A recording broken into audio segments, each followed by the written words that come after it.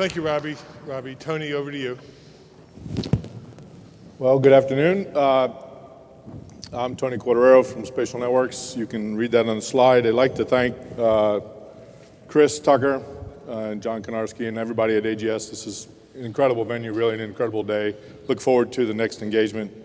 So we heard from Skybox and Planet Labs about satellites in orbit, and that it really is exciting because of the potential opportunities that it presents. But I'm going to take us the other end of the spectrum, down to kind of the square footage of a person standing on the planet Earth.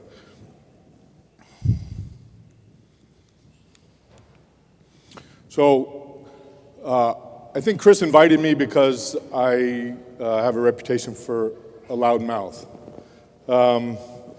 I'm a geographer, and to me, geography is the science of everything. And I've challenged lots of groups like this when I talk to tell me something that isn't geospatial in nature. Give me an example of data that doesn't have a location component, and I'll buy a coffee or maybe even dinner. So as we heard earlier, right, geography is supposedly on a decline in this country in education, certainly not in industry, it's actually on the uptick. But we have an opportunity, not just in this organization and in this event, but really to kind of usurp all the other sciences. And I don't mean to be condescending to historians, but when I talk to historians, that's just temporal geography, in my view. Right, so it really is, to me, it's the science of everything. So I want to set a baseline. So when we start talking about geography in 2050, and what does that mean, and what does it mean to me, I needed to understand kind of where we are today. So in 2014, about 7.3 billion people, 7.6 billion mobile devices, and about a little over half of those are smartphones, right? So by show of hands or show of devices, how many people in the room have what you would call a smartphone? Android, iPhone, fairly clear majority. Okay, so thank you for contributing to the stat. A new mobile user, 1,300 of those every minute. So I had a much busier slide, but I had some good feedback from a draft that said, just be simple about this, because there was a lot of statistics about an internet minute. What happens on the internet in a minute? And you can go and you can Google search that or whatever other search and find the answer. There's a lot of content being generated online. Increasingly, more of that is coming from mobile devices. So 1,300 new mobile users every minute. In 2050, again, the beauty of this, when I talked to Chris about this, because right, I don't have a crystal ball, but the beauty of forecasting where geography or where we will be in 2050 is hardly anybody can tell you that you're wrong. So I'm going way out on a limb in a lot of things, but I guess maybe I'll be around to see. So in 2050, we're going to have a continuous digital footprint of human behavior in real time. That's a pretty significant capability from an understanding of human geography, and that's really what I am and what we do in the company that I work for, is really trying to understand patterns of people's behavior, right? And so I'm part of that worldwide human geography working group that Lee Schwartz co-chairs. And so it was really kind of a profound statement when I understood really kind of the single sentence definition of human geography is why people do what they do, where they do it. Mobile technology and mobile devices is certainly going to enable that. So in 2050, 9.5 billion people, 18 billion smartphones. So we've heard a lot about sensors today, Internet of Things. Director Cardillo was talking about, every person has a sensor, 27 billion sensors, right? So the gray matter plus the device. The device itself reporting pretty much continuously. I've got some stats here so the premise of the math, and I'm a C student in math, so please check my math, is that the device is recording a location, reporting it, and somebody's recording it every minute. If you wanted to go to every second or every 5 seconds, the math just gets bigger. So 27 billion sensors, that's a lot. 9 trillion locations per year, device locations per year, for every one of those sensors, every minute of every day? Quadrillion, thank you, see? See, student math. I even double checked that. Did I skip one? I did. There we go. Right, so 25 trillion device locations per day. I think that's 9 quadrillion, right? 9.4 to be precise. Device locations per year. And then 236.5 quadrillion total locations per year. And the math there is, the research I was doing, I assumed that there's about 20, 25 apps on a device that is using and or producing location content during use of the device.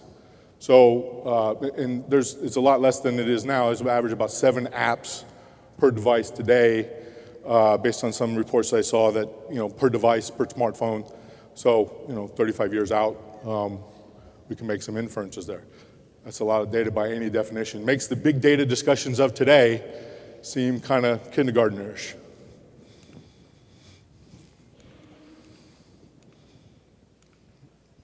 Trigger discipline. Okay, digital record of routines, customs, traditions, and their evolution. So we've heard a lot about human geography, but all that data, all those big numbers, all those billions of devices, we're doing things with that. We're checking in at Starbucks on our way to work every morning. That's 5 out of 7 days a week.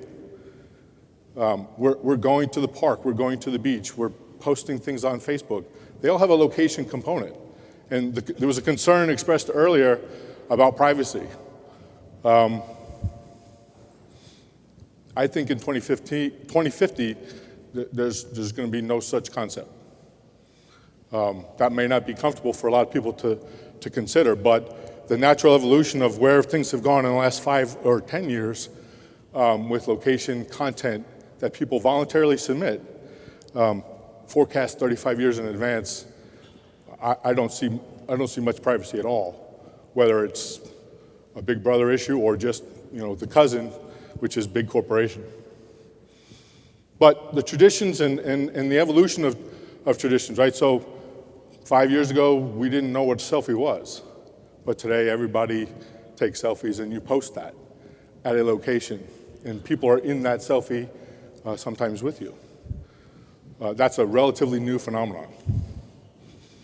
That becomes more profound and more pronounced as more people use more smartphones. So as more people, sometimes in different countries, it's very customary for them to have multiple devices with multiple different cell phone carriers. So I was just doing the math with 1 device per person. That's geometric when you start adding multiple devices to a single person. Those devices have more apps that record more aspects of life over longer periods of time. So you have longitudinal studies or longitudinal data, 10, 15, 20 years. I mean, I've got 3 kids. The youngest one doesn't have a smartphone, but the 2 olders do. But they're starting 10 years, 15 years prior to when I got my first phone, which certainly wasn't a smartphone. So the availability of data about an individual over a longer period of time provides more depth and capability to understand and model human geography, human behavior.